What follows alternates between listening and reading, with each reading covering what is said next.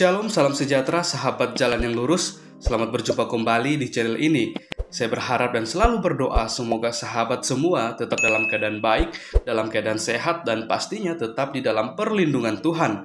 Saya juga mengucapkan banyak terima kasih kepada semua sahabat yang selalu setia untuk meluangkan waktu menonton video-video di channel ini, dan juga terus mendukung perkembangan channel ini dengan mengklik tombol subscribe, like, komen, dan juga share kepada teman-teman yang lain, supaya teman-teman yang lain juga boleh mendapatkan informasi seputar iman kekristenan. Kiranya Tuhan Yesus memberkati kita semua.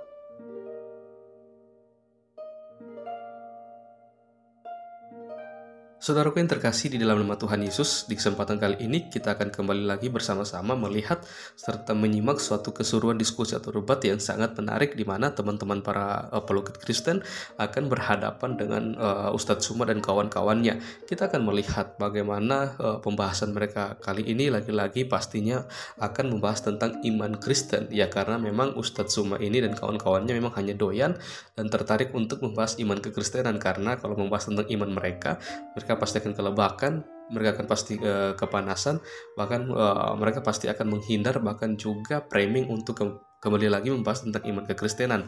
Dan kita akan melihat bagaimana teman-teman dari para apologet Kristen ini akan meluruskan segala sesuatu yang disalahpahami, bahkan segala sesuatu yang diusik, dan segala sesuatu yang keliru, bahkan juga yang yang selalu saya diusik-usik oleh Ustadz Suma dan kawan-kawan seperti itu. Karena ya pastinya kita sendiri akan merasa risih ketika iman kita, ketika ajaran kita seperti itu diusik-usik oleh orang lain, guna untuk hanya mencari sesuatu seperti itu, ya. Maka dari itu tanpa berlama-lama, mari langsung saja kita simak videonya. Tuhan Yesus memberkati. Sudah disaksikan oleh masyarakat Indonesia. Bom kalau saya di tempatnya selalu di-kick dan di-mute. Lo lihat di TV aja, lihat di TV kasih tangan begini berbicara sama gua makan lo. Oke, kalau kamu tidak bisa berdebat, Bom, kalau kamu tidak bisa berdebat, kau diam aja. Kau katakan kepada rakyat Indonesia, saya Bogor tidak mampu menghadapi Suma. Kelihatan ya, mulutnya cerewet kan? Aku takut di Bennett ini. Sekarang ayo, mari kita berdialog. Mari kita debat. Angkat tema. Ayo, angkat tema. Buka wajahmu. Udah. Angkat tema, ayo. Saya nggak lain. Ya, tunggu kamu dari TV ya. Aceh yang penakut lo, mulut gula besar. Lu nggak apa-apa. Kau harus tunggu saya di sana, sementara saya di sini. Kenapa kau lu lebih udah nggak usah, karena lu kan bilang gua pakai Google. Gua mau lihat ilmu lu. Kenapa kamu katakan saya harus ke sana sementara saya sudah ada di sini? Ini Komal Kristen. Kenapa Bom? Segitu takutnya kau sama aku, Bom? Nangis. Nggak ada ilmu. Cuman mau tipu-tipu jemaat. Sampai 11 jam live, nggak ada gunanya, omong kosong aja. Jangan menghakimi Bang Suma. Kamu nggak punya menghakimi. Sekarang mari kita bahas Tauratnya Nabi Musa. Kenapa kau katakan kitabnya Yahudi? Kenapa saudara katakan kitabnya orang Yahudi itu perjanjian lama? Apa sebabnya? Jawab. Tunggu saya bicara dulu. Jawab, kenapa kamu katakan kitabnya orang Yahudi itu perjanjian lama? Saya bicara dulu. Oke, dengar dulu. Katanya Al-Quran bahasa Arab, sedangkan abad ke-7 belum ada bahasa Arab, ya. Abad ke-9 aja belum ada bahasa Arab yang seutuhnya. Nenekmu kiper.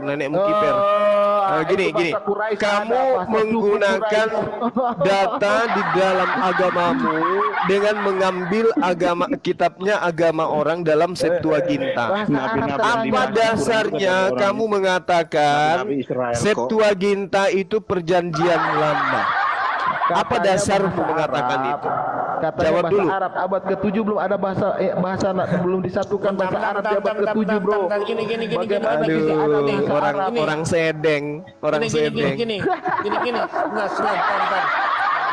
Bentar. Bang Billy, bahasa Arab katanya nggak ada sebelum abad ke-7. Pak Billy diam dulu ya, biar Bang Juma lawan anak Medan. Dah.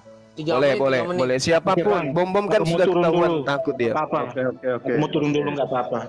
Ya.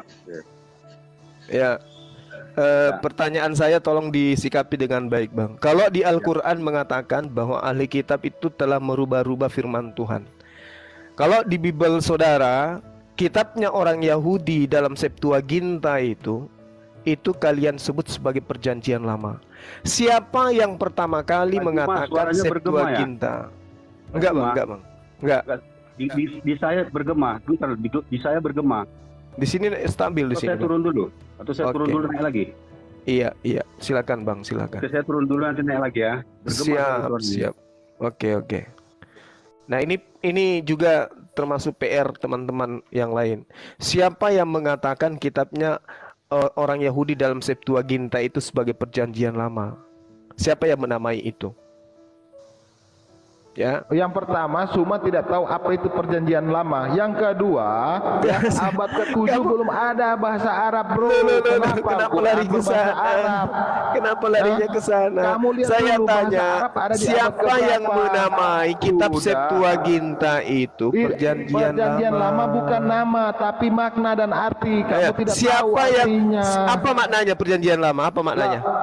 Kalau kamu tidak tahu, berarti kamu menunjukkan kamu tidak tahu. Udah Bang Willy. Sekarang Bang Juma lawan anak Medan. Ya, siap. Tolong dijelaskan, Bang. Ya, AS Sidik lawannya Billy Lin. Atau yang dijelaskan apa itu, Pak Juma? Kenapa Septuaginta yang kitabnya orang Yahudi itu kalian katakan perjanjian lama? Oke. Kalau tentang itu sebenarnya saya tidak ada ke sana ya. Saya hanya ingin menjelaskan tentang mengapa saya menjadi Kristen, itulah. Ya, silakan Bang, silakan.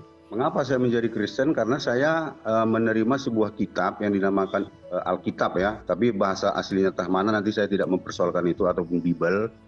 Itu saja. Mengapa? Apakah saya berasal dari bagaimana diterjemahkannya? Saya nggak paham. Tapi ini saya tertarik ini Pak Juma. Tadi Pak Juma mengatakan Spanyol. Maksud Pak Juma apa kira-kira supaya nanti kita lurus ke depan? Separuh nyolong dari agama lain, Pak. Oke. Kitabnya agama Yahudi, Septuaginta itu diambil oleh Kristen tanpa izin, tanpa legitimasi. Ya. Oke, sip. Ya.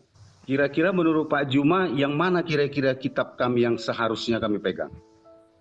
Perjanjian baru aja, Pak. Oke, sip. Perjanjian baru. Ya. Oke, berarti kita akan mendiskusikan antara perjanjian baru dengan pertanyaan-pertanyaan Pak Juma ya. Iya. Kita abaikan aja perjanjian lama itu, karena kita anggap itu Pak Juma tadi menganggapkan itu colongan ya. Oke, kita abaikan. Iya. Kira-kira apa yang perlu kita didiskusikan tentang perjanjian baru? Salah satunya mungkin Lukas 24 nomor 44 sampai nomor 46, Pak. Di situ Yesus mengatakan ada tertulis di dalam Tauratnya Nabi Musa bahwa Mesias akan mati dan bangkit pada hari ketiga di antara orang mati. Itu di mana tertulis di dalam kitab Tauratnya Yahudi? Oke, terima kasih atas pertanyaannya, itu pertanyaan baik ya. Yesus berkata bahwa ada tertulis dan ternyata buku itu tidak ada lagi. Artinya ada tertulis tapi bukunya tidak ada, berarti tidak bisa dipersoalkan dong. Kecuali kalau bukunya ada, kemudian kita cari ternyata tidak tertulis, baru itu nanti jadi pertanyaan. Sekarang kata Yesus ada tertulis, lalu dicari bukunya belum ada. Akhirnya saya rasa itu tidak perlu dipertanyakan lagi. Jadi perjanjian lama itu bukan Taurat. Loh, tadi Abang bilang, Pak Juma bilang bahwa kita abaikan perjanjian lama, kita membahas hanya perjanjian baru. Kok sekarang Pak Juma? Iya, tapi kan faktanya masih nempel di kitab Anda perjanjian lama walaupun itu. Nempel, kan Pak Juma tadi bilang itu colongan. Jadi kita abaikan aja, nggak usah kita ungkit-ungkit. Nah sekarang ada atau tidak ada di dalam perjanjian lama? Perjanjian lama tadi Pak Juma bilang kan sudah colongan, berarti kita abaikan, gitu. Sekarang kita berbicara. Iya, syukur Anda sudah pahami itu. Perjanjian baru saja sudah. Yesus berkata demikian. Nah, sekarang saya baca perjanjian baru Anda. Yesus mengatakan ada tertulis di kitab Taurat. Kitab Taurat itu yang mana? Iya, ada, tapi bukunya belum didapat karena belum diketahui sesuai dengan informasi Pak Juma. Berarti perjanjian lama itu bukan Taurat kan? Kan sudah kita bilang tadi, kita sepakat, kita abaikan, tidak usah kita bahas-bahas itu. Kenapa harus Pak Juma tapi kitab Anda menuliskan ada tertulis di kitab Taurat. Jadi Pak Juma benar gitu. Tadi Pak Juma bilang yang perlu dibahas hanya perjanjian baru. Tetapi ternyata begitu berbicara dia membuka lagi perjanjian lama. Ini kan nggak konsekuen kalau menurut Karena saya. di dalam kitab Anda ada tertulis seperti itu. Iya, Ada tertulis di kitab Taurat, Mesias akan mati dan bangkit pada hari ketiga di antara orang mati. Ya. Tertulis di mana itu Tauratnya? Kan sudah dijelaskan ada tertulis. Tetapi ternyata kitabnya itu nggak perlu kita buka. Karena kita tadi sepakat tidak perlu dibuka itu. Lah kan ada Pak disediakan perjanjian lama itu. Nah kan Pak juga nggak konsekuen berarti. Barusan saya sudah yang saya katakan perjanjian lama itu kitabnya orang Yahudi. Ya, kitab Anda bercerita tentang kitabnya orang Yahudi. Bukan berarti kita tidak bisa buka kitab itu. Diabaikan jadi benar. Yang Anda harus sadari kitabnya orang Yahudi, ya kitabnya orang Yahudi kan gitu. Tapi kitab saudara tidak perlu kita buka. Diabaikan jadi Pak Juma yang kitab benar. saudara.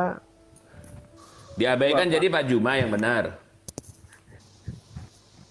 Anak Medan. Ya, tidak diabaikan ini. Diabaikan Satu-satu jadi dulu, Pak Pras. Diabaikan Pak Pras.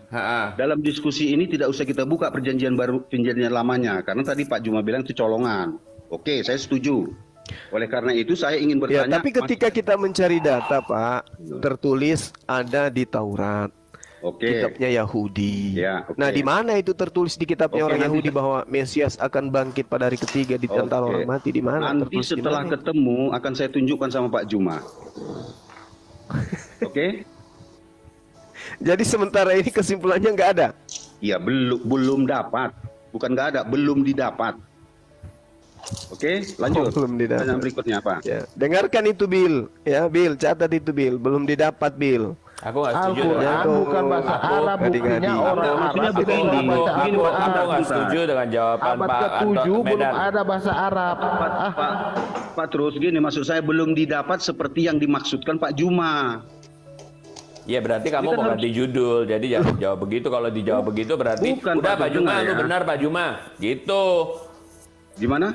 Jadi berarti lu kalau ngomong ya udah begitu, saya setuju ya berarti Pak Juma benar, udah selesai dong, ganti topik. Bukan masalah Pak Juma benar, menang, Pak Juma dapat gua kirimin hadiah deh, gitu dong. Bukan saya mengatakan Pak Juma. Hanya dalam sebuah diskusi ini saya ingin mengikuti alur pikirnya. Janjian baru memang kitab saya, tapi dia tidak mengakui. Untuk apa saya berdebatkan itu, Pak? Ya berarti lu cuma mau beralih ke perjanjian baru gitu, nggak usah perjanjian lama, udah nggak usah. Iya, dia tadi menginginkan seperti itu. Kita bahas saja perjanjian baru katanya. Nah, dia sendiri buka perjanjian lama, kan jadi saya bingung.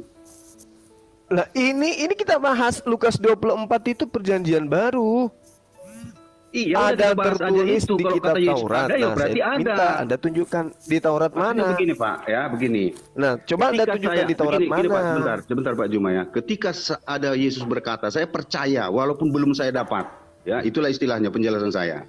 Walaupun teman-teman Kristen lain sudah ada yang mendapat, itu tentu kelebihan mereka dari saya. Cuman saya intinya apa yang dikatakan Yesus adalah iman bagi saya. Begitu ya. Tetapi saya yakin pasti ada, cuman belum saya menemukan. Saya belum menemukan ayat yang kitab yang Bapak maksud. Oleh karena itu saya tidak bisa menjelaskan. Tapi ada kitab itu memang, saya yakin. Di mana itu adanya, di mana? Loh, kan sudah saya bilang saya yakin ada, cuman saya belum menemukan. Kurang jelas penjelasan saya ini Pak Juma. Kalau di Septuaginta, di terjemahan Septuaginta ada nggak, Pak? Kan perjanjian lama lagi katanya dibahas. Kita bahas perjanjian baru aja. Lah ini kita sudah bahas, Pak. Tapi kan kita harus membuktikan kebenarannya. Karena kitab Anda membawa-bawa kitabnya agama Yahudi. Iya, Pak, cuma muter-muter lagi. Padahal sudah saya jelaskan ya. Saya yakin perkataan Yesus itu benar karena dia adalah kebenaran. Tetapi bukan itu kira-kira terdapat di mana itu, Pak Juma ya? Bukan karena dia berkata itu lalu saya harus dapat gitu, tidak. Bukan semua orang memahami dan mendapatkan apa yang disampaikan Yesus kepadanya, gitu. Manusia ini kan punya tingkat-tingkat kemampuan berbeda-beda. Mungkin Pak Tras dapat, Pak Billy dapat, saya belum dapat seperti apa yang Bapak maksudkan. Makanya saya tidak bisa mengarang-arang. Ya dengan demikian dia nyerah gitu loh Pak Juma, udah selesai berarti lo mulai tuh perjanjian dulu doang gitu. Lalu sekarang kita begini. Udah selesai. Pak Juma mengatakan bahwa di Perjanjian Baru boleh poligami. Sorry pendengar ya, bukan berarti Pak Juma benar ya. Cuman si Pak ini nggak mau jauh, dia menganggapnya begitu, ya udah masuk ke babak baru dong Juma, dia maunya ke Perjanjian Baru. Nah, sekarang Pak Juma mengatakan di Perjanjian Baru ada poligami. Oke, kita bahas. Di mana di dalam itu? 1 Tesalonika 4 ayat 4 jelas dikatakan bahwa seorang laki-laki hanya boleh mengambil seorang istri. Ya, defend dulu tentang kitab ini Pak Medan, karena dia mengatakan Taurat itu adalah kitab Yahudi, sedangkan yang pertama Tuhan dan nabinya tidak tahu apa arti Taurat. Coba dia jelaskan dulu arti Taurat. Jelas dia pun nggak bisa menjelaskan, nggak usah kita paksa Pak Billy. Enggak paksa. Jadi kalau dia tidak tahu, kita bicara dengan kosong ini. Si anak Medan mau pindah topik. Enggak bisa. Ditetapkan dulu apa itu Taurat dan Sabat. Apa arti Taurat menurut hadis dan Al-Quran. Enggak bisa.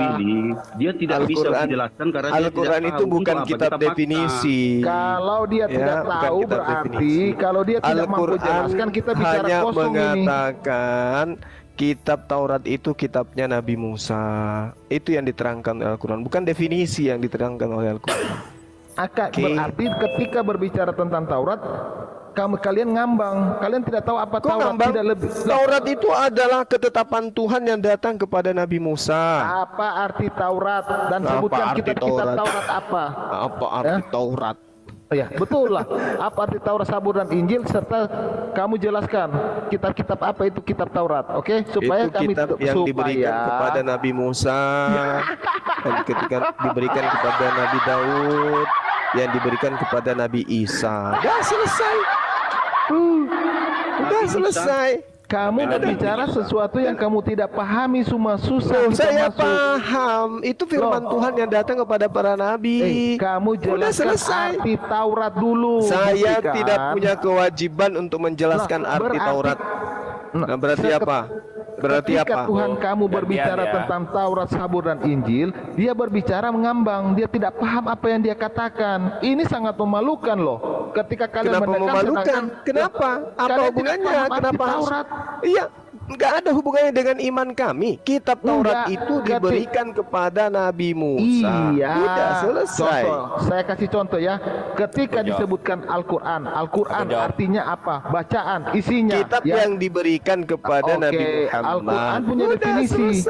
Iya, Al-Quran punya definisi. Al-Quran artinya bacaan. Al-Quran punya definisi karena Al-Quran itu diberikan kepada kami. Taurat itu diberikan kepada Nabi Musa. Yang harus tahu definisi Taurat ya kaumnya. Al-Quran diambil dalam bahasa Arab, artinya kara, artinya bacaan.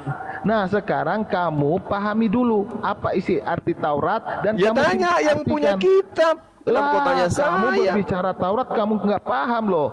Kamu jangan permalukan keagamaan kamu semua. Berbicara sesuatu yang kamu tidak paham. Anda mencari premis ketika Anda kemudian ditanya tentang Lukas 24 di mana Yesus mengatakan ada tertulis tapi tidak tertulis. Jadi itu adalah dusta, itu penipuan namanya. Berbicara dengan anak kecil ini penipuan. Aku jawab, Billy.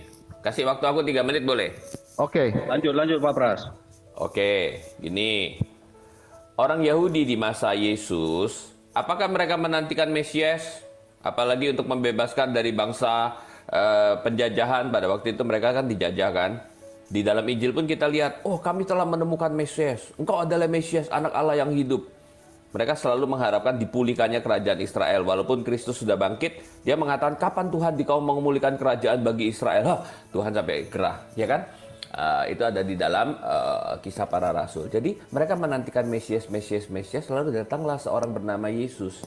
Ya, seorang bernama Yesus itu dia menyatakan dan mengajarkan, dan melalui dia mati dan bangkit, pengajarannya menyatakan bahwa dia itulah Mesias yang dijanjikan, yang di aspek penderitaan, dan ada Mesias yang akan datang, kedatangan kedua kali. Jadi kenapa nggak boleh mengambil kitab Yahudi? Itu bukan kitab Yahudi, kitab itu menjanjikan kepada Abraham, yaitu oleh keturunanmu segala bangsa akan mendapatkan berkat. Lalu kepada Mesias ditugaskan terlalu sedikit. Nih ya, terlalu sedikit bagimu hanya untuk menjadi hambaku, untuk menegakkan suku-suku Yakub dan untuk mengembalikan orang Israel yang masih terpelihara. Tetapi aku akan membuat engkau menjadi terang bagi bangsa-bangsa, supaya keselamatan yang daripadaku sampai ke ujung bumi. Jadi Mesias ini bukan ditugaskan hanya kepada keturunan Yakub, tetapi adalah kepada segala bangsa. Makanya kepada segala bangsa, waktu sang Mesias yang menyatakan diri Mesias yang adalah orang Yahudi, dan murid-muridnya di awal adalah orang-orang Yahudi, menyatakan dari perjanjian lama sampai kepada murid-muridnya mengajarkan semua itu, kita ambil seluruhnya, itu ada masalah apa? Nggak ada masalah. Karena keselamatan yang dijanjikan melalui Mesias adalah kepada segala bangsa, gitu. Jadi nggak ada masalah, bukan kitabnya orang Yahudi dipercayakan kepada mereka, tapi kitab itu menjanjikan sesuatu berkat untuk segala bangsa, karena Tuhan itu adalah Tuhan segala bangsa. Tuhan itu cuma satu, bukan Tuhan yang milik orang Israel doang, gitu. Mereka mengerti secara salah aja, menganggapnya demikian.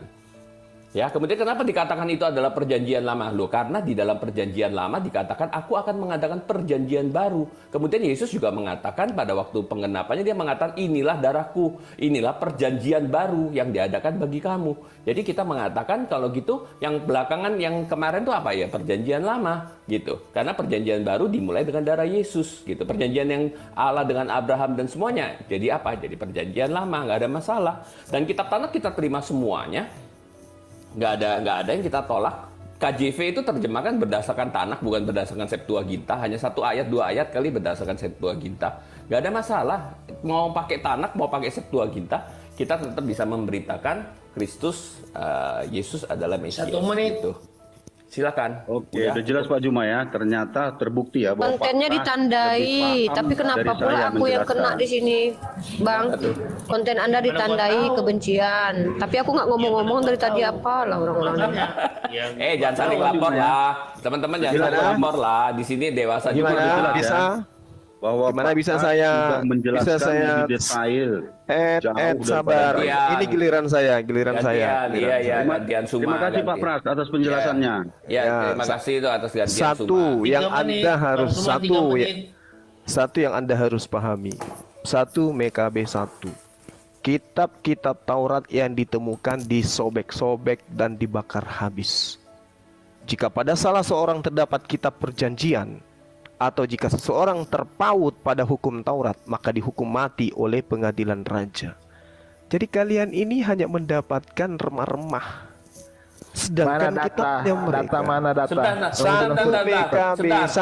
MKB 1 nomor Bililin, aku bisa jawab.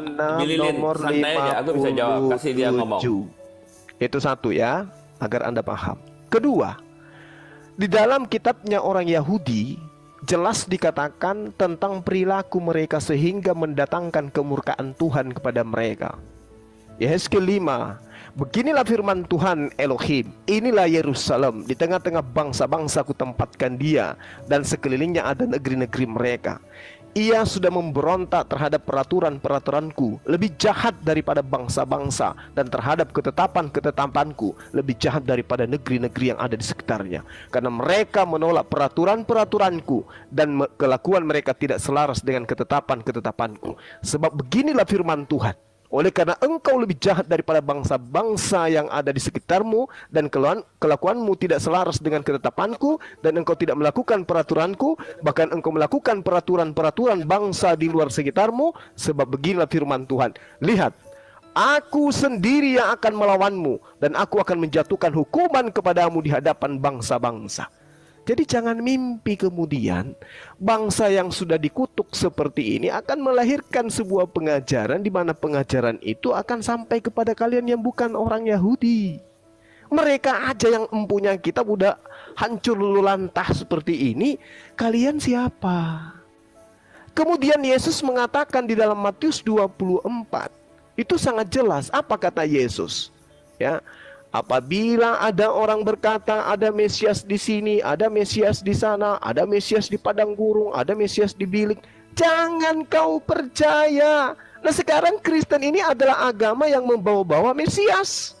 Sementara Yesus kepada pengajarannya, jangan kau percaya. Jadi ketika Paulus mengatakan, aku rebah ke tanah, mendengarkan suara dari langit, jangan kau percaya. Ketika Paulus menulis surat dalam bilik penjara, jangan kau percaya. Kristen malah percaya. Makanya berdiri agama di Antioquia sampai kepada Indonesia saat ini. Jadi saudara harus tahu bahwasanya ketika Taurat Nabi Musa itu datang kepada Nabi Musa, Musa sendiri di dalam catatan yang ada dalam kitab yang Anda gunakan mengatakan, sedangkan kemudian aku masih ada di tengah-tengah kamu, kamu sudah memperlihatkan ketenggilan tengkukmu, apalagi setelah aku mati nanti.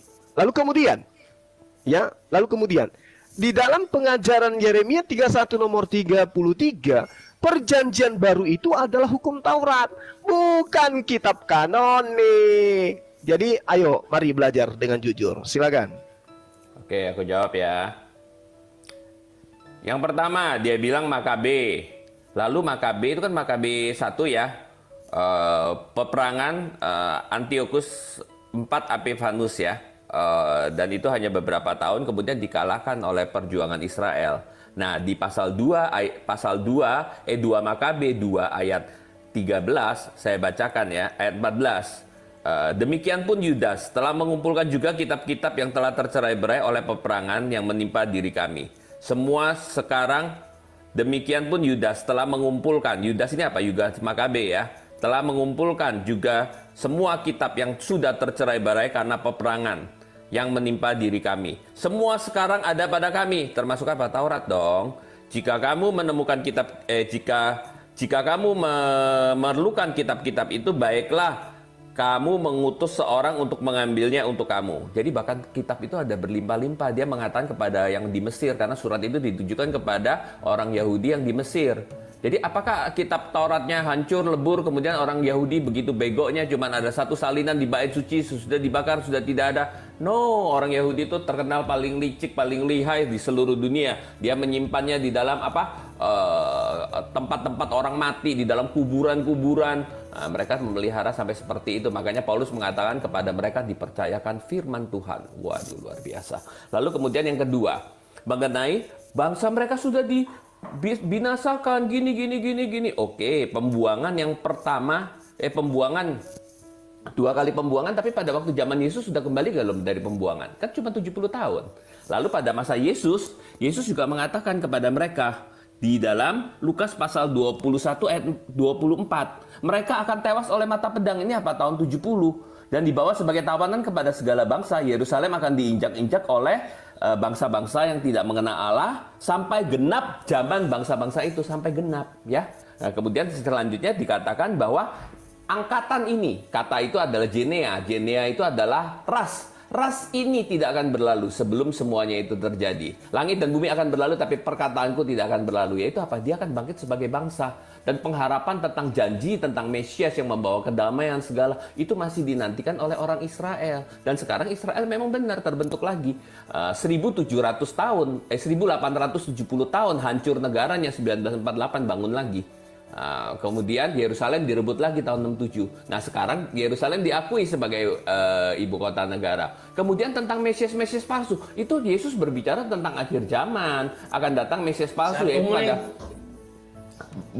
masih ada 1 menit ya. Masih ada 1 menit. Ya, kemudian di masa terakhir daripada 1 minggu itu, di pertengahan minggu, ya, mereka Israel akan diserang oleh Antikristus, ya, dan mereka akan dikepepet sampai kepada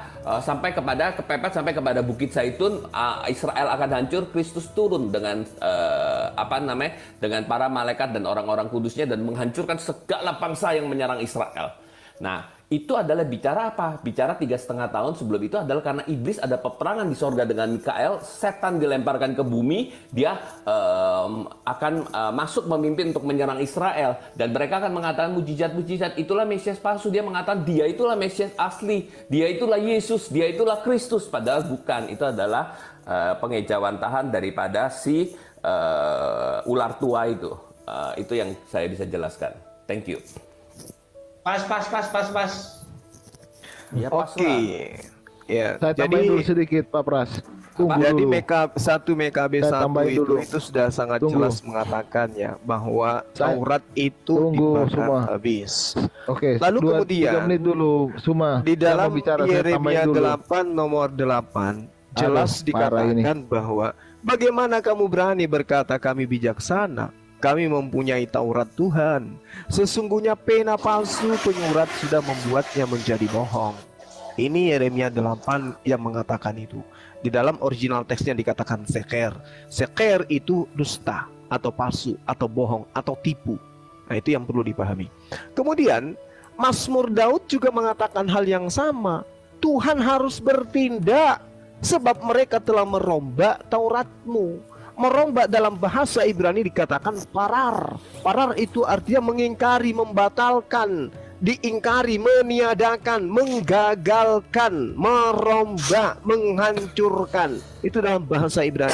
Parar. Parar itu artinya Tuhan harus bertindak karena mereka telah merombak Taurat. Lalu kalau di zaman Daud, ya, di zaman Musa sudah dikatakan hal yang sama. Di zaman Yeremia sudah dikatakan hal yang sama. Jangan mimpi melalui bangsa Romawi Yunani kita bisa menemukan Tauratnya Nabi Musa. Lawang di tengah-tengah pengikutnya, di tengah-tengah bangsa, di tengah-tengah kaum umatnya sendiri, mereka tidak lagi menemukan kitabnya Nabi Musa, apalagi dari Romawi, apalagi dari Yunani. Lalu kemudian saudara kita tadi mengatakan, oh itu berbicara mengenai akhir zaman. Kata siapa? Yesus sendiri mengatakan sesungguhnya semua ini akan ditanggung di angkatan ini. 1 Yohanes 2 nomor 18 nomor 9, Antikristus Dajjal itu memang betul berasal dari tengah-tengah kita. Bukan Bang cuma bentar Bang. Abang dijeda Bang. Pas Abang ngomong kenapa Bang Kendi menjeda? Kenapa giliran Oten ngomong itu nggak dijeda Bang Kendi? Jangan kayak gitu. Suaranya Bang Zuma jadi nggak kedengeran. Dengar, saya dengar terus loh. Saya dengar. Di kita kedengaran, di kita kedengaran, di koma kedengaran, di bawah itu kalau live di jeda nggak kedengeran suaranya. Oh gitu, jangan, nggak boleh ya. Ada WA Bu. Oh iya, jangan gini kalau lagi debat nggak boleh terima WA, terima telepon, terima apa, tolong di skip dulu, kasihan dong. Enggak, ada chat. Ada urusan bisnis gua, ada dapat Tuhan gua ngomong, ada urusan bisnis kerjaan gua ntar malam soalnya. Iya. Kalau kayak gitu gimana gua bisa kasih gift ke kalian? Gini, kalau ada gitu kamu bilang sebentar, stop, saya lagi baca chat gitu supaya jangan kena jeda. Ya gitu, kasih tahu ya. Iya kalau nggak gitu memang nggak fair. Jadi nanti si Suma jawabin saya, tapi orang nggak dengar, dipikirnya Suma nggak jawab atau nggak ngomong ataupun terseparuh. Oke, silakan. Iya.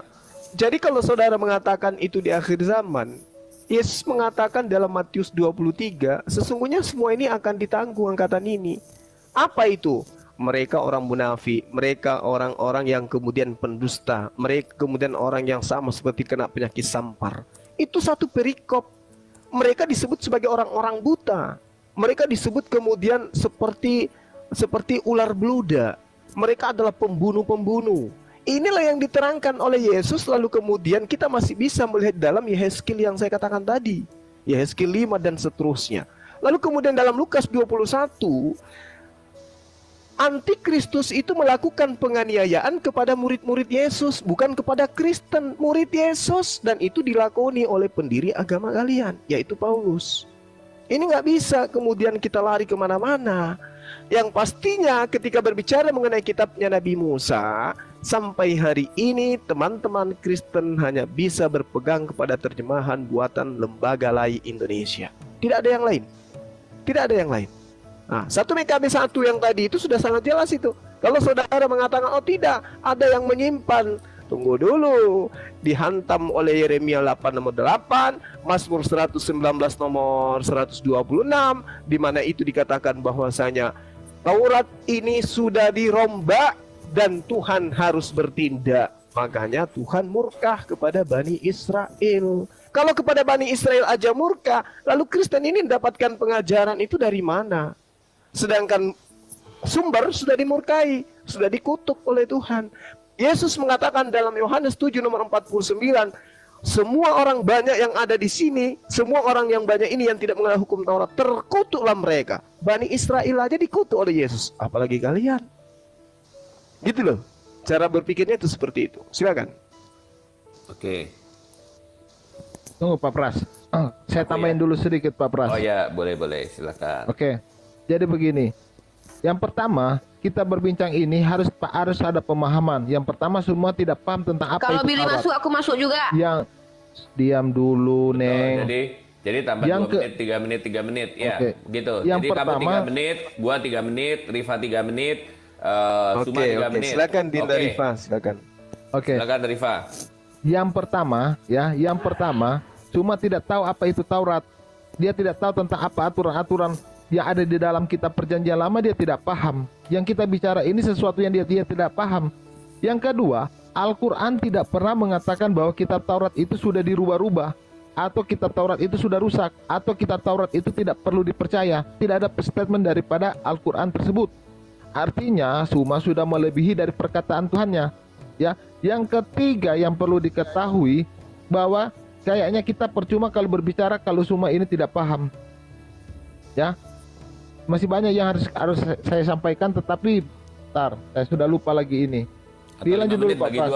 5 menit bagi 2 ya. 5 Pak Pras menit bagi dulu. 2 ya. Nah, Pak Pras dulu ya, 5 menit dibagi 2 Pak Pras dulu. Ya. Yeremia pasal 8. Sebentar, aku ada WA sebentar. Ya, 1 detik, oke. 1 detik. Ya, nggak apa-apa. Kita santai aja ya, nggak usah ngotot-ngototan. Ke topik ya, jangan pembicaranya jangan bikin topik baru.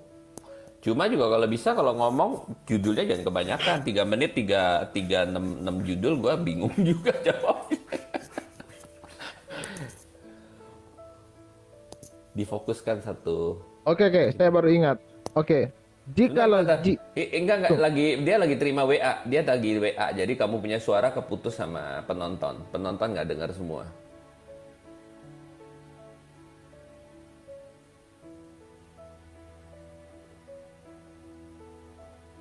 Billy, aku jawabin apa yang dia ngomong, jadi aku nggak masuk ke topik baru. Tapi nggak apa-apa, kamu yang topik baru, aku yang jawab juga boleh, atau kamu sambil juga kalau yang saya kurang kamu jawabin. Ya, nggak apa-apa supaya rapi aja. Kita di sini kedengeran ngomongan kita, tapi di netizen di YouTube-nya Bang Zuma takutnya nggak kedengeran. Oh iya betul.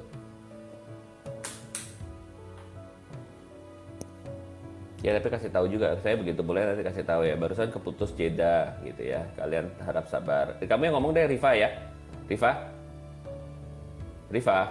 Tunggu, saya belum selesai Pak Pras. Enggak. Dia kasih keterangan untuk penonton. Dia kasih keterangan untuk penonton doang, bukan untuk debatnya. Sesudah ini kamu. Dari Rifa kamu. Nggak. Rifa cuma kasih keterangan aja ke penonton. Silakan tuh Rifa. Ya gini loh, dan tadi kan diam dulu sih, penjelasan dari tadi yang kita dengerin tadi, Billy kan bilang gini, mana arti Torah kalian, loh Bill, gini loh Bill, kami ini umat Islam loh Bill, panduan berkeyakinan kami itu Al-Quran bukan Torah, tapi kami diperintahkan percaya, kecilin suaranya sih, kami diperintahkan bahwa kami harus percaya bahwa pada zaman Nabi Musa Torah itu diturunkan. Nah Torah itu menggunakan bahasanya Nabi Musa. Dan kami tidak punya kewajiban untuk menjelaskan arti Torah itu ketika kami diskusi, karena kami kutip kitab yang kalian klaim sebagai Torah itu yang disebut perjanjian lama itu bukan untuk keyakinan kami, tapi untuk menampar dan menabok muka kalian gitu loh. Terkhusus lu Bill.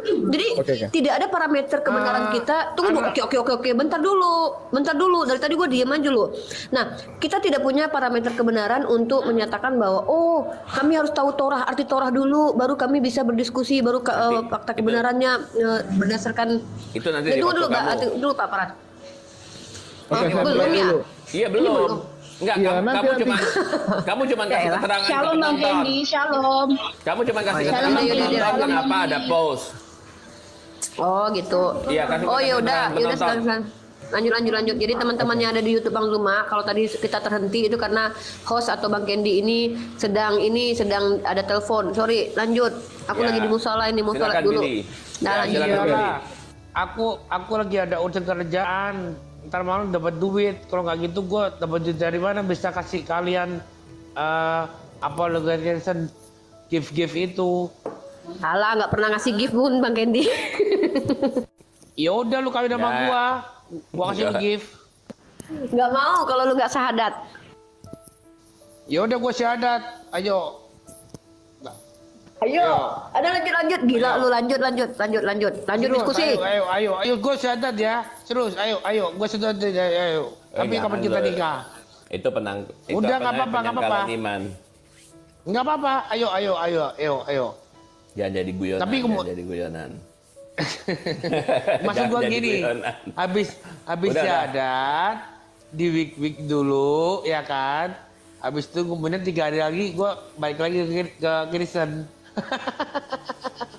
Tapi kan ada ayat kalau lu murtad nggak akan diperbarui sekali lagi.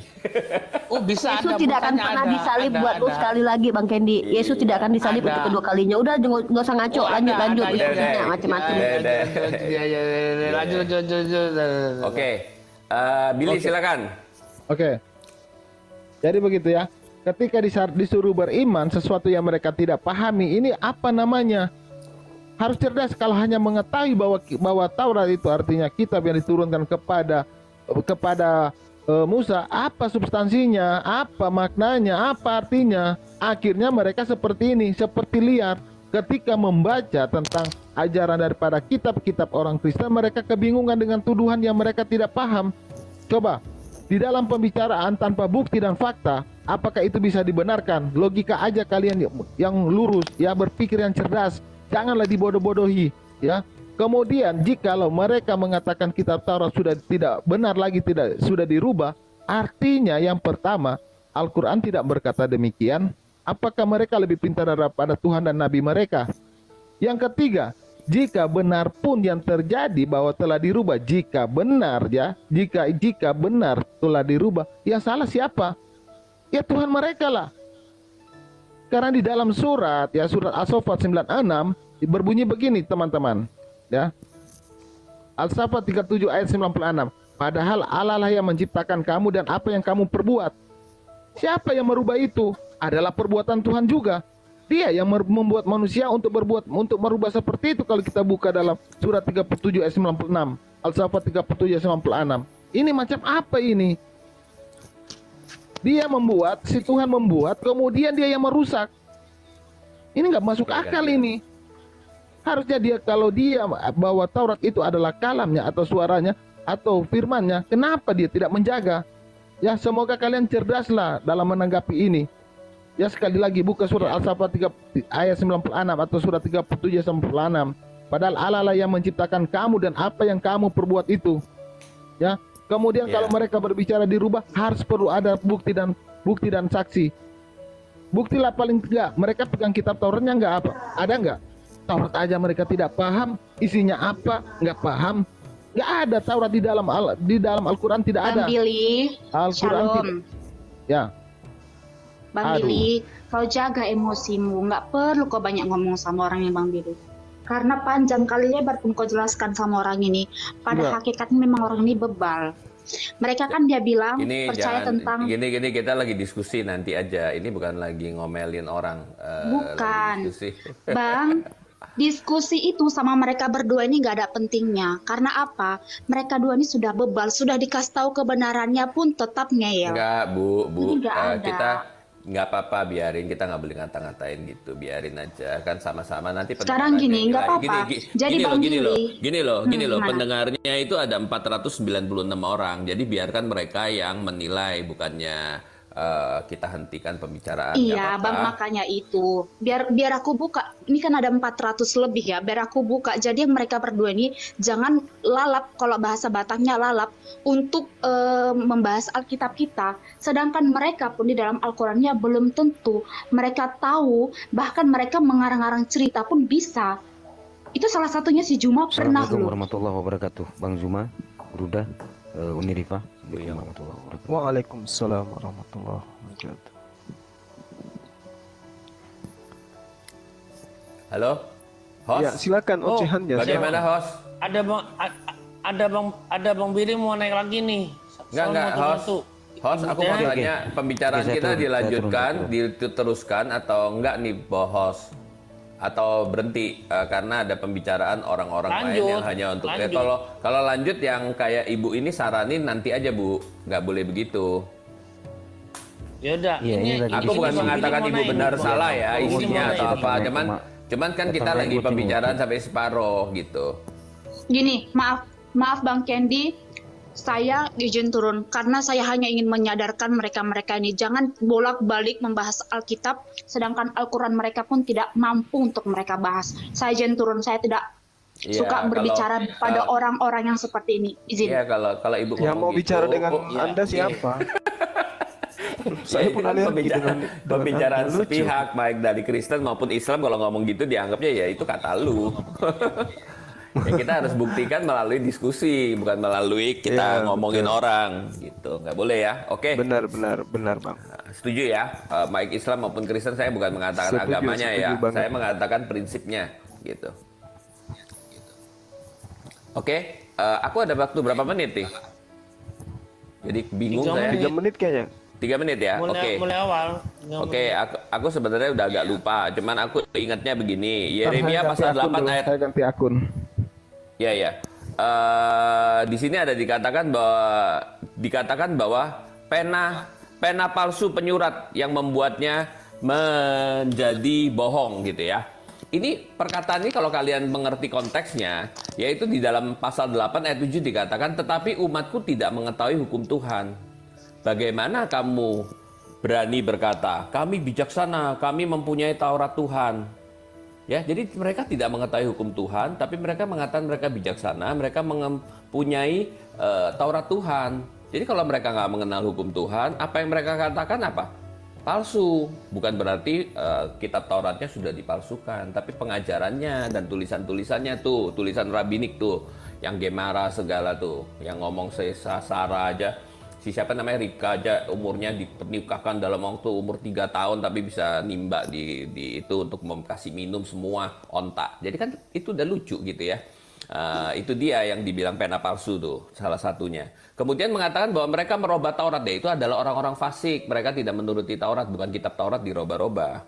Kemudian mengenai Matius. Matius pasal 24 ayat 3 dikatakan, ketika Yesus di bait suci, datanglah murid-muridnya kepadanya dan bercakap-cakap dengan sendirian dengan dia. Kata mereka, katakanlah kepada kami, bila manakah itu akan terjadi? Apakah tanda kedatanganmu dan apakah tanda kesudahan dunia?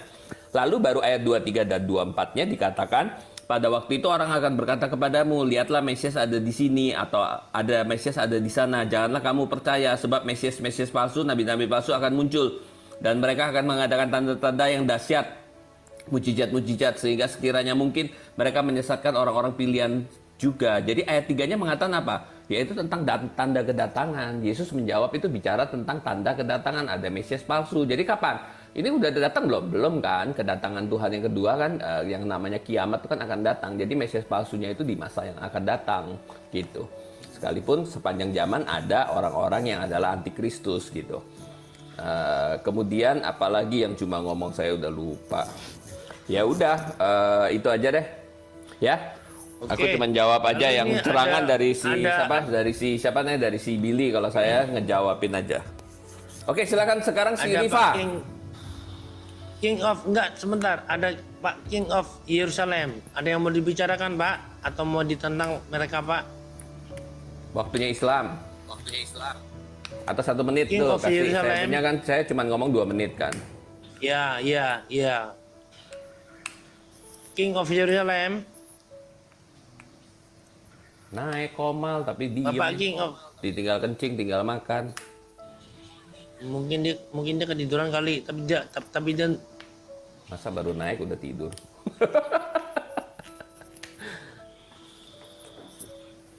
Woi, kalau naik konsen.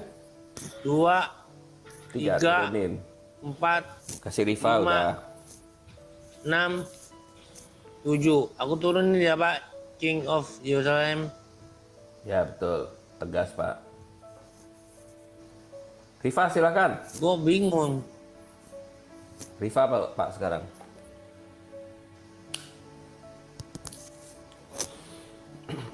Kok pada diem semua? Rifa kok diem juga? Suma juga diem. Lanjut Bang Juma. Oke, baik. Notinya Bang Yes. waktunya Juma atau nggak Rifa? Ya oke, silakan.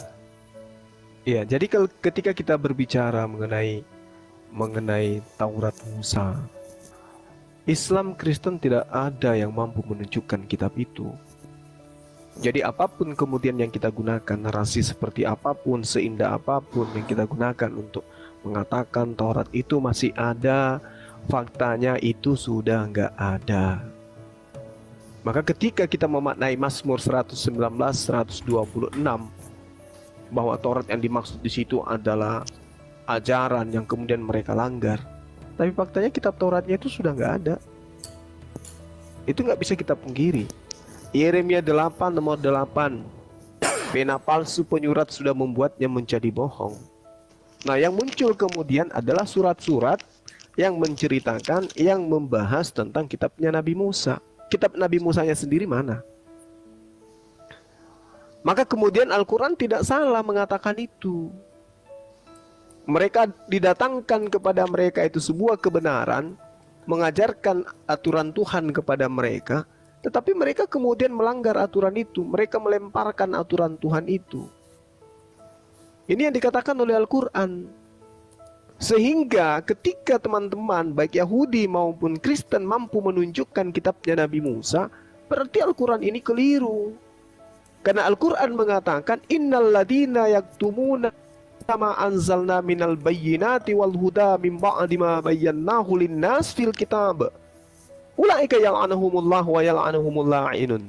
Sesungguhnya orang-orang yang menyembunyikan apa yang telah kami wahyukan berupa keterangan-keterangan yang jelas, berupa petunjuk yang jelas, setelah kami menerangkannya kepada manusia dalam Alkitab, Torah dan Injil, mereka itu dilaknati Allah dan dilaknati oleh semua makhluk yang bisa melaknat. Nah sekarang kalau ini salah, berarti orang-orang Kristen, saudara-saudara saya, mampu menunjukkan kitabnya Nabi Musa. Al-Quranmu salah, ini loh kitabnya Nabi Musa. Tapi kan sampai hari ini tidak ada kekuatan di atas muka bumi ini yang mampu menunjukkan itu. Innal ladina yaktumuna ma anzalallahu minal kitabi wa yastaru bihi thamanan qalila. Sesungguhnya orang-orang yang menyembunyikan apa yang diwahyukan Allah kepada mereka, yaitu Taurat dan Injil, Alkitab, lalu kemudian menjualnya dengan harga yang sedikit, harga murah. Mereka itu sebenarnya tidak memakan dan tidak menelan dalam perutnya melainkan api. Dan Allah tidak akan berbicara kepada mereka pada hari kiamat, dan tidak akan mungkin kemudian mereka disucikan. Mereka akan disiksa dengan siksaan yang amat pedih. Wala yuzakkihim walahum azabun alim. Ini Al-Quran yang mengatakan. Tapi kalau kemudian teman-teman Kristen mampu menunjukkan kitabnya Nabi Musa, Al-Quran ini salah berarti.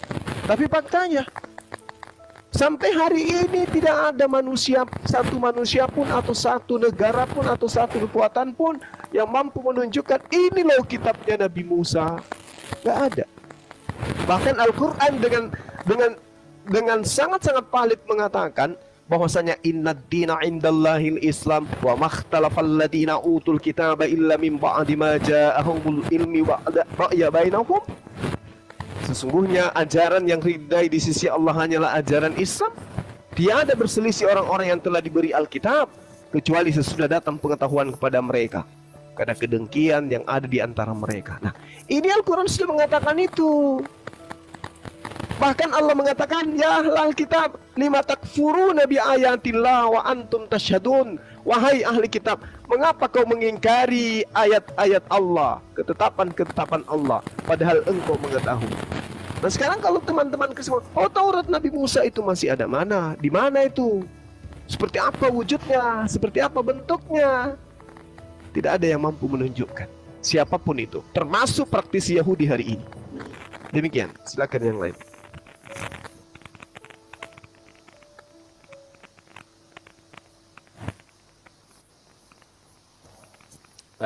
Rifa lagi sholat. Sama belum bisa, masih di musola, belum bisa, masih di musola, ganggu orang lain nanti. Sama aku ya, aku jawab ya. Oke, tadi aku udah jawab. Jadi pena palsu itu bukan berarti Tauratnya yang dirubah, tetapi mereka tidak mengenal Tuhan, hukum Tuhan, tapi mereka mengatakan mereka bijaksana, mereka menyatakan Taurat gitu loh. Jadi yang mereka ajarkan itu adalah pena palsu gitu ya, bukan berarti Tauratnya sudah dirubah-rubah. Dan yang di dalam Mazmur 119-126 itu adalah bicara tentang orang fasik yang merombak Taurat Tuhan, bukan berarti kitab Taurat dirubah. Nah, kemudian mengatakan bahwa ya memang ini ada dua hal, yaitu antara kitab Taurat yang sudah dirubahkah atau Al-Qur'annya yang palsu gitu ya. Kalau menurut Juma ya pasti kepercayaan ya kitabnya dia pasti adalah yang asli, tapi itu menurut Juma, karena setiap anak itu juga merasa bapaknya paling hebat, belum teruji gitu ya. Kemudian apakah kitab Taurat Musa masih ada? Loh, kalau yang dimaksud adalah kitab yang ditulis langsung oleh Musa ya jelas nggak ada. 3.500 tahun, bagaimana bisa bertahan tanpa pemeliharaan? Tapi kan yang namanya kitab itu kan ditulis lagi. Kitabnya Utsman ada di mana? Apakah komplit? Ya, nggak ada juga gitu loh ya. Jadi kenapa kok cuma ada manuskripnya cuma sedikit? Ya karena sudah hancur yang ditulis-tulis gitu. Apakah orang mau berpikir ini harus gua jaga sampai ribuan tahun? Kalau hanya berdasarkan bahwa harus begitu-begitu, harus ada yang aslinya segala, ya itu nanti Harry Potter aja yang paling valid 4.000 tahun kemudian, karena diketik di dalam komputer ya kemungkinan masih ada filenya ya, masih sesuai dengan aslinya persis banget gitu ya. Jadi nggak bisa itu sebagai parameter. Kenyataannya adalah di zamannya Makabe tadi udah saya tunjukin kan, setelah perang selesai si penulis Makabe 2 mengatakan bahwa masih ada, bahkan semuanya komplit gitu, bahkan mau dipinjamkan juga kepada Mesir. Berarti ada berapa? Ada 2 salinan dong paling sedikit. Lalu kemudian zamannya Yesus mengatakan 1 titik 1 koma pun tidak akan ditiadakan. Berarti zaman Yesus ada Taurat nggak? Ada Taurat Musa nggak? Ya jelas ada. Yesus dan para murid mengutip Taurat, iya. Kemudian tahun serat penemuan di Gua Qumran itu adalah manuskrip dari tahun 2250 Masehi, bahkan ada yang 350 sampai yang tahun 700 sebelum Masehi juga ada. Yang banyak adalah 250 sampai 50 Masehi, 50 sampai 75 Masehi. Itu sebelum Masehi sampai sesudah Masehi ya. Itu ada gitu loh. Itu terbukti ada. Zaman Yesus ada. Kemudian ada terjemahan yang namanya Aquila of Sinop. Dia menerjemahkan dari bahasa Hebrew ke dalam bahasa Yunani. Loh kalau gitu berarti Taurat ada nggak? Kitab Perjanjian Lama ada nggak? Ada dong. Kemudian pada waktu tahun 150 Theodosian juga menerjemahkan dari bahasa Hebrew ke dalam bahasa Yunani gitu. Kemudian tahun 200 Symmachus si penterjemah juga ada. Kemudian tahun 200 lebih si Origen di buku di dalam Hexapla yang terdiri dari 6 baris. Baris pertama itu adalah kitab Yahudi gitu ya. Baris kedua Aquila, baris ketiga apa-apa sampai 6 baris gitu ya. 6 baris kitab suci dalam bahasa Ibrani dan bahasa Yunani. Lalu tahun 400 Jerome menerjemahkan Latin Vulgate. Dia juga ada mengambil dari Ibrani. Kemudian tahun 600 ada Apa bin Asyir tuh, Babylon punya Nikut. Nah, berarti kan ada tahun 900 itu yang Aleppo baru manuskripnya ada sampai hari ini. Jadi yang masalah itu bukan masalah ada nggak Tauratnya, ya ada dong. Kemudian kalau nggak ada berarti Tuhannya tidak berdaulat dong. Tuhan bisa dirubah-rubah, firman-Nya nggak bisa menjaga, kuasanya kurang gitu. Nggak mungkin, nggak masuk akal Tuhan gitu. Kalau kamu mau percaya Tuhannya kayak gitu, terserah. Tuhannya Israel, Tuhannya di dalam kitab suci, Perjanjian Lama, Perjanjian Baru tidak demikian. Tidak ada satu burung pun jatuh ke bumi di luar daripada kehendak Bapakku yang di sorga. Rambut kepalamu pun terhitung semuanya. Itulah Allah yang dibicarakan di dalam Alkitab. Jadi kita nggak percaya seperti yang dikatakan oleh Suma. Dia mau percaya gitu ya terserah, itu kan imannya dia. Oke, silakan Billy. Oke, jadi begini. Yang pertama saya mendengar tadi ya, bahwa Al-Quran mengatakan melaknat. Mana buktinya? Siapa yang dilaknat? Tidak ada yang dilaknat. Contoh, Turki melaknat Israel, ya hancur Turki. Gimana ini? Parah ini kalau bicara melaknat, iklannya aja ini, buktinya nggak ada. Justru Tuhan makan senjata ini kalau kulihat. Ya, kemudian Al-Quran berbicara tentang kitab Taurat, ya, dan Taurat Muslim tidak tahu, tidak bisa membedakan apa beda Taurat sama kitab Taurat. Nggak paham mereka. Ketika dikatakan Taurat, yang di dalam pikiran mereka berarti itu adalah kitab Taurat. Karena kenapa? Mereka nggak paham apa kata Taurat. Ini masalahnya dengan mereka, permasalahan di dalam kehidupan mereka. Yang menyala-nyalakan tentang kitab Taurat, mereka tidak paham apa yang mereka pahami ini. Ini yang susah. Makanya saya katakan ini kayaknya berbicara dengan anak kecil ini. Tidak tahu apa-apa tapi marah-marah, nggak jelas. Nuduh-nuduh, tidak paham. Ya.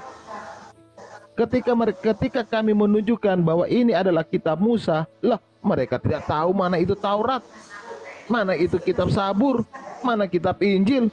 Mereka nggak tahu, nggak ada yang mereka pegang. Jadi tuduhan mereka nggak ada dasar. Setelah apanya mereka? Apa mereka pernah melihat atau membaca kitab Taurat, Sabur, dan Injil? Artinya aja mereka tidak paham. Isi pun daripada kitab Taurat mereka yang rubah. Apa yang dikatakan oleh para nabi mereka tidak tahu. Apa kalau mereka tahu tentang perkataan para nabi, tentunya Isa akan sesuai dengan cerita para nabi. Kan mereka hanya berkata beriman, ya. Apakah ketika saya tahu bahwa Suma itu ada mobil Mercy, artinya saya beriman kepada Suma? Kan nggak begitu cara berimannya. Ini pola pikir seperti apa ini? Jadi itu yang saya maksudkan, ya. Kalian harus paham dulu apa itu Taurat, apa itu kitab Taurat, ya. Dan soal laknat nggak usahlah didengarin karena nggak ada buktinya. Kalian yang melaknat, kalian yang makan laknatnya. Itu kasihan juga kan itu.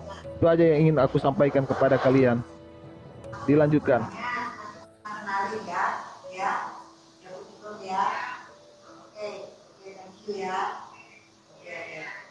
Lanjut Bang Juma lanjut. Oke, baik. Jadi kalau cuman mengatakan ada kok ada, tapi tidak bisa menunjukkan itu apa artinya. Belum lagi Tuhan sendiri, ya, di dalam Al-Quran menerangkan bahwa kitab terdahulu itu dirubah-rubah. Dan itu buktinya. Kalau kita melihat kitab Bereshit, Shemot, Wayikra, apalagi Debarim, Bemibrau, dan seterusnya. Jelas sekali di situ menerangkan bahwasanya penulis itu menuliskan tentang kematian Nabi Musa. Membuktikan bahwa kitab itu tidak dituliskan tidak dituliskan oleh Nabi Musa itu sendiri. Karena tidak mungkin kemudian Nabi Musa itu menuliskan tentang dirinya, membahas tentang kematian dirinya. Itu bukti bahwa apa yang diterangkan Al-Quran itu tidak keliru. Secara data kalau kita melihat sesuatu yang tidak rasional, misalnya yang diterangkan di dalam kitab saudara yang Anda anggap sebagai firman Tuhan. Bagaimana di dalam, kita ambil satu contoh. Misalnya di dalam kitab Bereshit dikatakan di pasal 6 nomor 3, sebab suatu kisah menceritakan bagaimana kemudian di sana diterangkan Tuhan teguh pendirian dalam menetapkan usia maksimal manusia. Apa itu? Manusia dibatasi usianya hanya 120 tahun. Apa betul ini firman Tuhan? Sedangkan Nabi Nuh itu hidupnya 900 tahun lebih. Boleh Anda lihat di dalam Bereshit 9 nomor 29. Nah, inilah bukti bahwasanya Al-Quran tidak pernah keliru ketika mengatakan ahli kitab merubah-rubah firman Tuhan. Ini Al-Quran tidak akan pernah keliru menerangkan itu. Ya ahlal kitab lima talbisunal haqqa bil batil wa taktumul haqqa wa antum ta'lamun. Mengapa engkau merubah-rubah? Mengapa kau mencampur adukkan antara hak dan yang batil? Nah sekarang, hai Al-Quran, bagaimana kau membuktikan bahwa apa yang mereka lakukan itu mencampur adukan? Lihat keadaan hari ini. Apakah kitabnya Musa, Nabi Musa itu masih ada? Kalau ada, hanya di mulut. Pembuktiannya tidak ada. Nah kalau dikatakan mana kitabnya Utsman, Al-Quran itu dilestarikan berdasarkan budaya lisan, hafalan. Kalau kitab Kristen dibudayakan dengan tulisan. Kalau tulisannya hilang, selesai. Dulu ya, aku bikin kopi dulu ya. AFK, silakan, kopi dulu. silakan. Kalau tulisannya hilang, tamat riwayat. Kalau Al-Quran itu dilisankan, dihafalkan. Meski tulisan Al-Quran hilang, apalagi hanya sekedar Utsman punya mushaf, itu tidak ada artinya. Kenapa? Ada jutaan penghafal Quran. Nah, inilah bedanya kita. Makanya saya cari mana kitab Nabi Musa. Tunjukkan sekarang. Kalau hanya mengatakan ada, tapi buktinya nggak ada, nggak bisa ditunjukkan. Mana itu? Perjanjian lama itu bukan kitabnya Nabi Musa. Jadi banyak hal yang kemudian yang harus saudara-saudara saya ini pahami dengan baik. Belum lagi ketika dikatakan dalam Ulangan 31 nomor 27. Sebab aku mengenal kalian, ya, dan mengenal tegar tengkuk kalian. Sedangkan sekarang selagi aku hidup bersama-sama dengan kamu, kamu sudah menunjukkan kedegilanmu terhadap Tuhan. Terlebih lagi nanti sesudah aku mati. Kata siapa? Kata Musa. Antara zamannya Musa dengan zamannya Kristen abad pertama itu hampir 2000 tahun. Bagaimana mungkin kemudian zaman Musa sudah memprediksi kedegar tengkuk kaumnya, kemudian muncul sebuah kitab mengatasnamakan Tauratnya Nabi Musa. Apalagi sekarang sudah 4000 tahun lebih, kitabnya Nabi Musa mana? Anda mengatakan sudah hancur. Yes. Lalu siapa yang menghafalkan? Siapa yang menelaah hafalan itu? Siapa yang menyampaikan hafalan itu? Kepada siapa hafalan itu diuji? Apa dasarnya mengatakan hafalannya sudah benar? Tidak ada. Maka Al-Quran satu-satunya pegangan yang harus kita pegang hari ini. Itu menurut saya. Silakan Anda bantah. Bang, saya nambahkan, Bang. Jadi tadi saya tertarik dengan pernyataan Pak Pras di awal-awal diskusi tadi bahwa mengatakan Yahudi itu licik, menyimpan-nyimpan bla bla bla segala macam. Itu sudah lumayan ya diakui sama Pak Pras bahwa begitulah karakteristik dari Bani Israel. Dalam Al-Quran pun juga begitu Pak Pras, mereka menyembunyikan. Nah, jadi saya sangat tertarik dengan penjelasan Pak Pras bahwa orang-orang Bani Israel itu sangat licik dan menyembunyikan ketika di Makabe ya, Torah-Torah itu dibakar tapi mereka menyembunyikannya. Begitulah kata Pak Pras. Ini sesuai juga sih dengan Al-Quran mengatakan, bahkan bukan cuma itu Pak Pras, dalam Islam sendiri dijelaskan bahwa mereka itu suka menyembunyikan sesuatu yang benar. Nah, bahkan mereka itu jangankan merubah kitab suci, jangankan menyeleweng kitab suci. Dalam kitab Yeskiel pasal 22 ayat 26, imam-imamnya, ini bicara tentang orang-orang petingginya loh ya, bukan orang Bani Israel biasa loh. Imam-imamnya memperkosa hukum Tauratku dan menajiskan hal-hal yang kudus bagiku. Mereka tidak membedakan antara yang kudus dengan yang tidak kudus, tidak mengajarkan perbedaan yang najis dengan yang tahir. Nih, ini loh kata di Yeskiel. Siapa sekarang yang tidak membedakan mana najis dan tidak najis? Apakah kami umat Islam atau kalian? Ada batasan bagi kalian mana najis mana tidak? Itu di dalam Yeskiel pasal 22 ayat 26. Imam-imamnya orang Yahudi memperkosa hukum Torah. Kalian bukan cuma memperkosa, bahkan kalian ikuti orang yang membatalkan hukum Torah itu, yaitu Paulus dalam Efesus pasal 15 ayat 22. Efesus berapa lupa. Ya, intinya ada pembatalan, jangankan memperkosa. Kemudian kata Yeskiel di dalam kitab 22 ayat nomor 26 lagi, bahkan tidak mengajarkan perbedaan yang najis dengan yang tahir, mereka menutup mata terhadap hari-hari sabatku. Nah, kalian dengan kami umat Islam, siapakah di antara kita yang tidak membedakan mana tahir, mana tidak tahir, mana yang najis, mana yang tidak najis? Siapa di antara kita? Inilah yang mengikuti orang-orang Yahudi Bani Israel itu, yang memperkosa hukum Torah. Sementara kami umat Islam jelas menyatakan di dalam Al-Quran bahwa Torah itu ada cahaya ya kalau nggak salah ya, dalilnya dalam Al-Quran ya. Nanti Bang Zuma tambahkan ya, karena aku habis sholat jadi nggak pegang data. Nah, artinya ada penjelasan dalam kitab kalian sendiri. Even kitab kalian itu bisa kalian percaya sekalipun, kalian tetap dibantah oleh kitab kalian gitu loh. Bukan kami umat Islam ini. Nah, bagaimana kalian mau menyatakan bahwa kitab kalian inilah yang perjanjian lama itulah yang benar? Sementara jelas bahwa Pak Pras pun tahu bahwa perjanjian lama itu pun terjemahan dari terjemahan. Kenapa saya bilang terjemahan dari terjemahan? Terjemahan LAI bahkan tidak konsisten Pak Pras menerjemahkan antara teks Mesorah dengan teks Septuaginta. Ingat, teks Mesorah itu teks berbahasa Ibrani, teks Septuaginta berbahasa Yunani. Ada perbedaan di antara kedua teks ini, tapi LAI sendiri tidak konsisten mengambil terjemahan di antara dua ini. Bagi yang menguntungkan buat doktrin Kristen diambil, bagi yang tidak menguntungkan diambil. Contohnya begini, dalam Septuaginta dituliskan bahwa bukan seorang duta, tetapi akulah. Ini dalam Yesaya kalau saya tidak salah. Akulah yang akan turun menyelamatkan. Tapi di teks mesorahnya malaikat Tuhan. Yang diambil LAI apa? Septuaginta. Ketika di dalam Hosea pasal 11 ayat 1 di teks mesorahnya tertulis pernyataan bahwa dari Mesir kupanggil anakku. Itu teks mesorah loh ya. Giliran Septuaginta menuliskan dari Mesir kupanggil anak-anaknya, yang dikutip teks mesorah. Padahal kedua teks ini berbeda. Jadi kitab kalian itu pun, LAI yang kalian pegang sekarang ini pun tidak konsisten mengambil terjemahan dari terjemahan. Jadi kitab kalian adalah terjemahan dari terjemahan yang diterjemahkan entah berapa kali terjemahan. Gitu ya, terima kasih. Dan kita nggak tahu siapa yang menerjemahkan itu. Kalau memang kalian tahu, sebutkan satu nama saja di antara ke-77 orang yang menerjemahkan kitab kalian itu ke dalam bahasa Yunani. Bagaimana kalian bisa percaya kalau kalian nggak jelas siapa penulis atau penterjemahnya? Jangan-jangan orang yang lagi mabuk.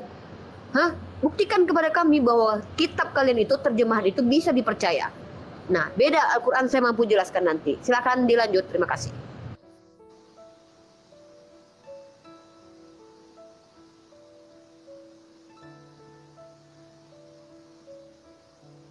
Lanjut mana ini? Tes, lo?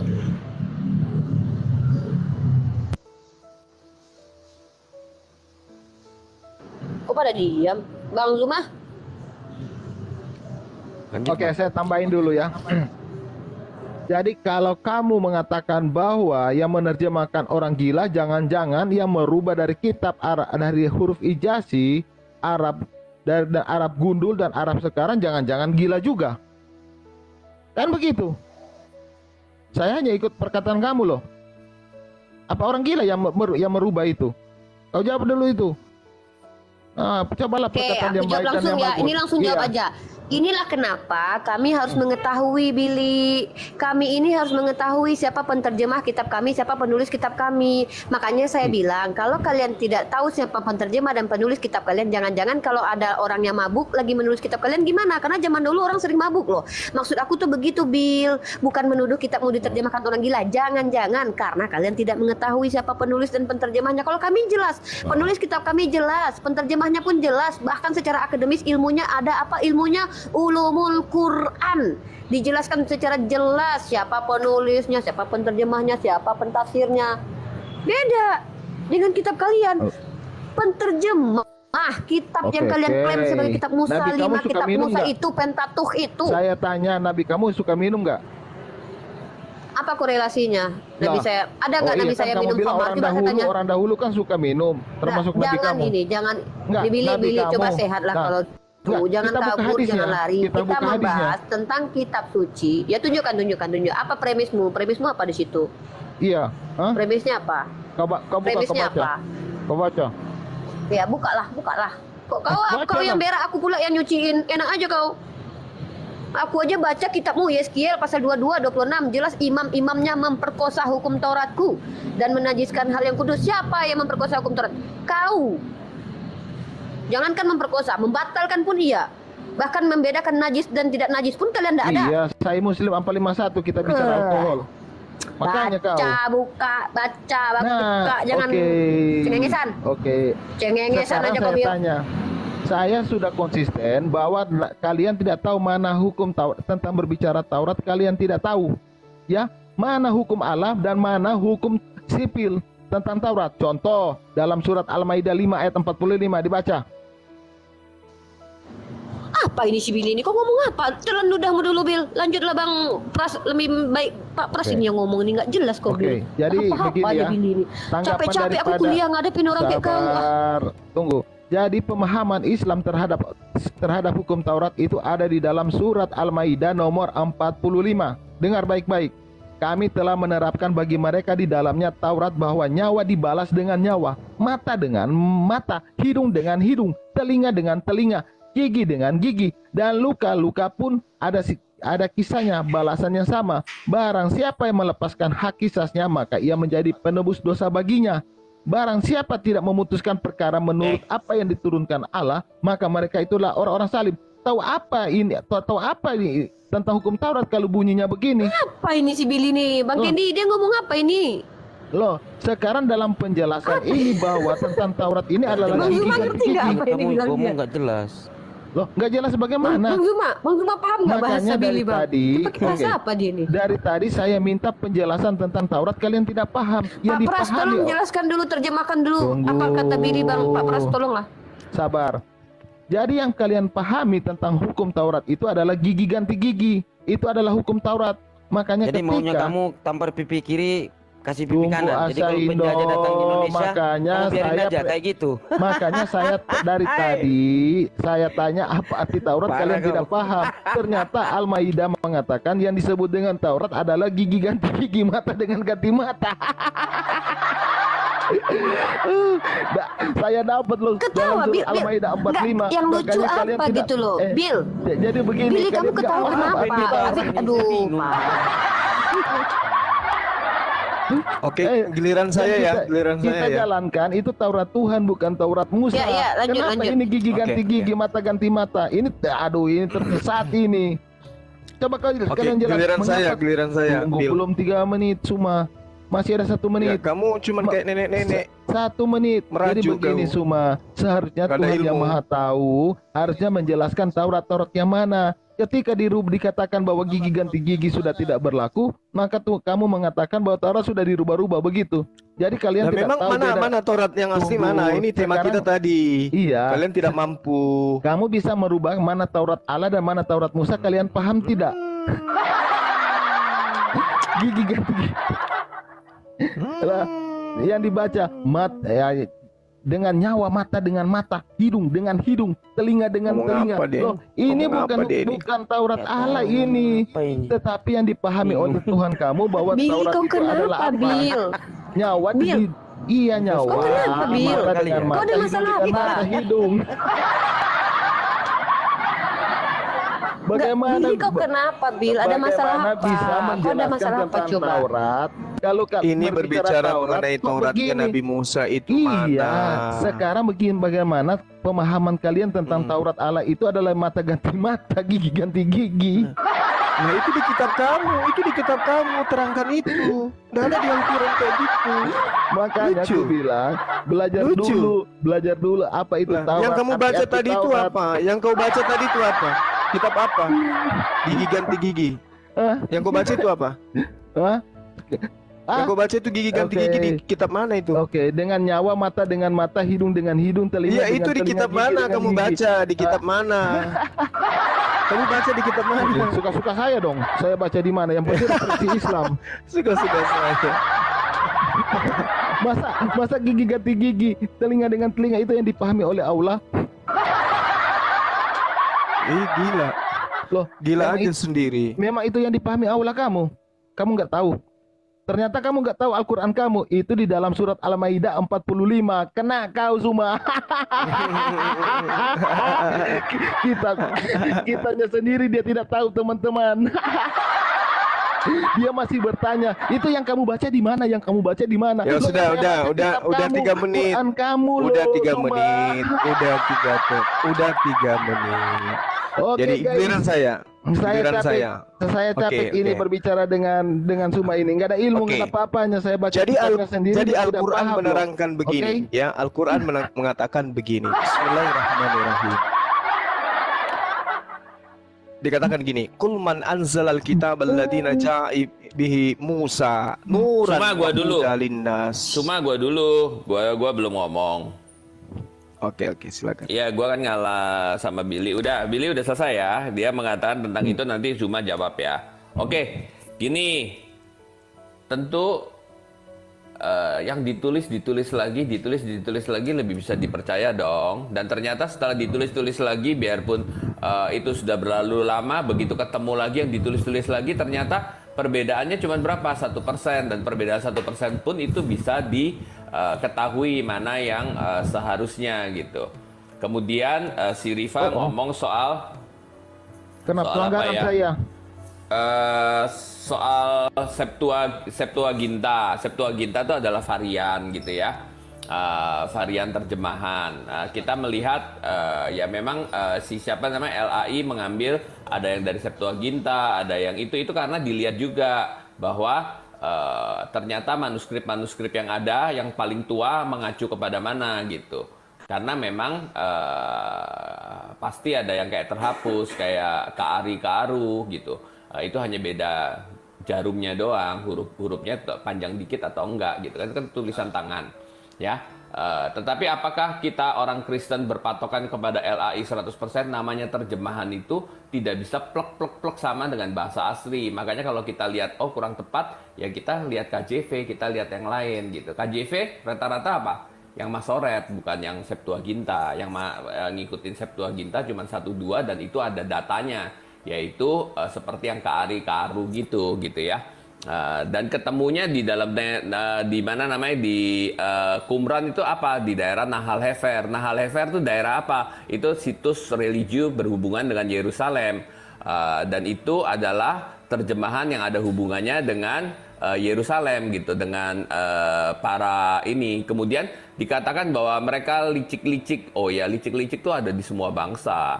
Masalah yang seperti itu bahkan di antara kalian pun ada, yang saya dengar yang sahabat juga kan ada dibunuh oleh ini itu. Nah itu saya nggak persoalkan. Jadi orang-orang jahat itu selalu ada.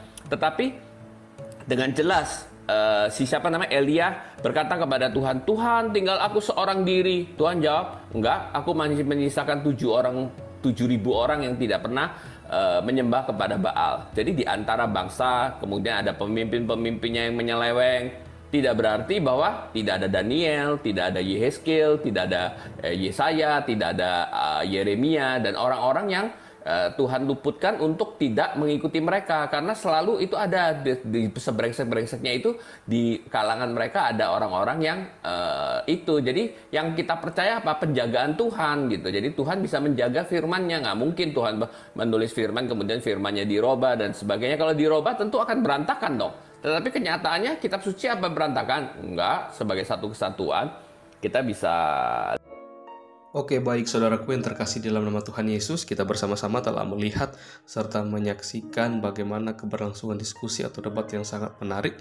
Dan lagi-lagi kita bisa melihat bagaimana teman-teman para apologet Kristen ini mereka sangat luar biasa dipakai Tuhan dengan hikmat Tuhan, sehingga mereka bisa membungkam bahkan mematahkan setiap data dan argumentasi dari seorang Ustadz Tsuma yang pada akhirnya membuat Ustadz Tsuma sendiri kepanasan.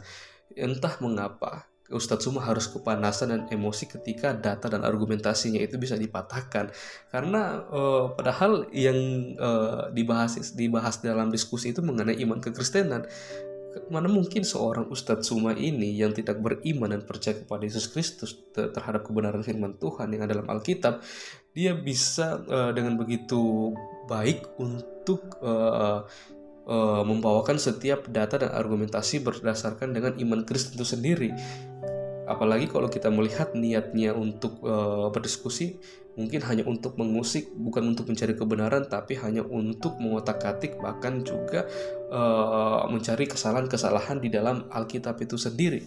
Padahal kalau kita melihat ketika Ustadz Tsuma ini berdiskusi ketemu dengan orang yang paham tentang, sungguh-sungguh paham tentang Alkitab, maksudnya bisa mentafsirkan Alkitab dengan baik, tahu fakta historis sebuah penulisan Alkitab atau ayat Alkitab itu sendiri, pasti Ustadz Tsuma ini akan kelabakan.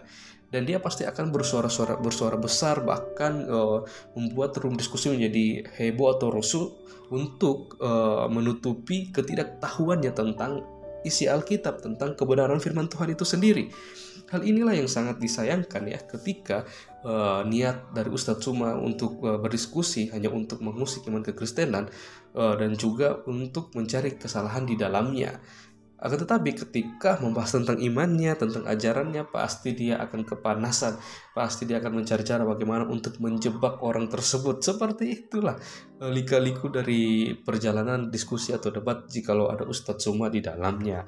Ya, kita hanya bisa berdoa supaya suatu saat nanti Ustadz Tsuma ini tidak lagi mengotak-atik isi Alkitab, tidak lagi mencomot-comot ayat Alkitab, mentafsirkan dengan sesuka hatinya, dan dia jadikan hal itu untuk menyerang iman kekristenan. Tapi kita berdoa supaya kebenaran yang diotak-atik oleh Ustadz Suma ini boleh mendapat tempat bagian dalam hatinya untuk mengubah kehidupannya, untuk supaya dia bisa melihat keselamatan, kebenaran yang hanya ditemukan di dalam Yesus Kristus.